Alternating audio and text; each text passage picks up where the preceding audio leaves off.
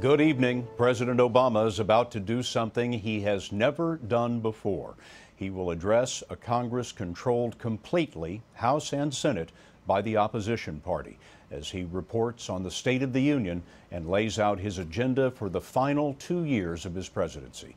The question, of course, is how much of that agenda the Republican majority will accept. The president will say, "This country does best when everyone gets their fair shot, everyone does their fair share, and everyone plays by the same set of rules."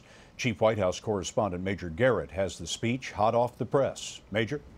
Scott, the president will tell the country the time has come to turn the page on an era defined by recession and direct U.S. combat in Afghanistan and Iraq. In another excerpt just released by the White House, the president will say, "At this moment, with a growing economy, shrinking deficits, bustling industry, and booming energy production, we have risen from recession, freer to write our own future than any other nation on earth. It's now up to us to choose who we want to be over the next 15 years and for the decades to come." For the first time in office, the U.S. economy is an asset to President Obama. His approval ratings and consumer confidence have risen as he prepares to deal with another first, a Congress run by Republicans. In the latest CBS News poll, 53% of the country described the condition of the U.S. economy as good. That's 16 percentage points higher than when the president last delivered a State of the Union address.